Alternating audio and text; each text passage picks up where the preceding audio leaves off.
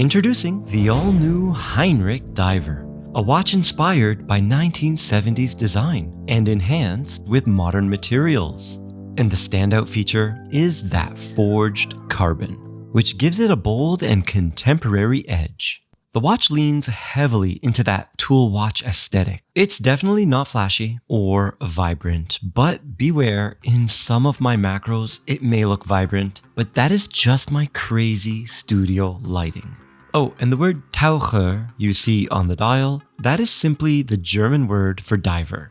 Okay, with that out of the way, let's take a look at the case. It's got that classic 70s tonneau or barrel style case, and it's mostly brushed. However, they did dress it up a bit with a subtle high polished bevel along the top edge of the mid case. The bevel is pretty understated, so you might miss it entirely in some lighting conditions. But I like it. It's a touch of refinement here, and it adds to the overall design.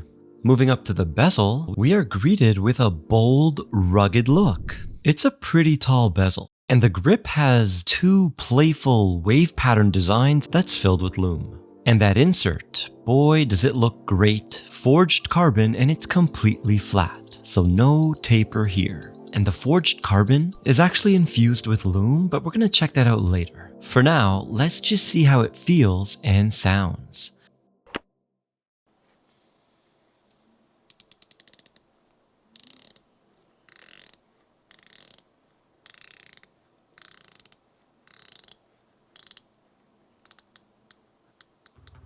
Okay, so right off the bat, the spring back action of the spring is pretty aggressive. The click sounds high-pitched, but it's very precise, and I gotta say the grip isn't the greatest. And my insert is misaligned just a hair to the right. But Heinrich mentioned that it's a prototype, so keep that in mind. Now we're gonna check out the dimensions. I got 41 millimeters in diameter and a secret measurement of 31.5. For the height, I got 14 millimeters, but that is including that large boxed sapphire crystal. And we got drilled lugs for easy strap changes and a lug to lug of 47.8.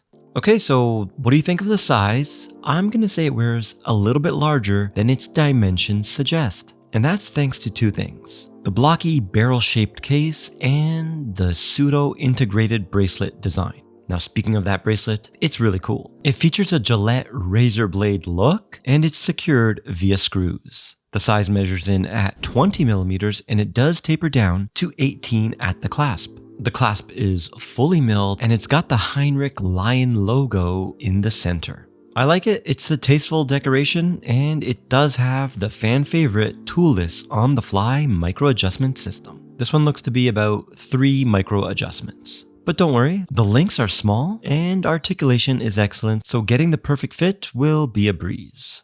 The crown is signed, and it is a screw-down crown. It's thick and grippy, easy to operate, and it helps give this German diver a solid 200 meters of water resistance. The sapphire is bold, boxed, and really stands out. My guess is it protrudes about 2 millimeters. With that said, I'm not a fan of its anti-reflective coating being on both sides. It's got it on the top and bottom. While this does provide a crystal clear view of the dial, I'd personally prefer it just on the inside of the sapphire. And speaking of that dial, let's take a closer look at the star of the show, that forged carbon dial.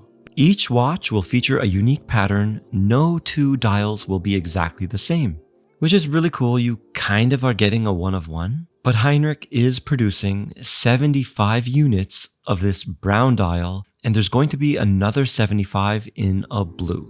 Personally, I think the blue looks absolutely killer, but the brown dial is growing on me, and it actually comes off more like a dark red. Now let's check out the lume. The watch uses powerful Swiss Superluminova, and it's fantastic overall. However, the lume that is infused on the forged carbon pretty much fades away instantly. Okay, so what movement powers this German diver? Well, we got the Solida SW200. It's a medium beat 28.8 VPH hack hand wind automatic with 26 joules. And it does have about 38 hours of power reserve. Heinrich does go the extra mile here. They regulate the performance in 4 positions, and they remove the date and ghost position. So it becomes a true no date, and those efforts are greatly appreciated. Alright, so you love this cool 70s German diver, but what's the price? This one comes in at 978 USD, just under that $1,000 mark. And I think, yeah, you know what? With the forged carbon, the sapphire crystal, the regulated Swiss movement, I think it's a good price. And let me just add, while filming, even though it's a prototype, I felt that the watch was pretty clean compared to other micro brands I've filmed. Plus, I have a little bit of a soft spot for 60s and 70s design watches. But what do you guys think about the Heinrich? Make sure to let me know in the comments, and while you're down there, don't forget to hit that subscribe button so you won't miss any future reviews. Thanks for watching, and I'll see you in the next one.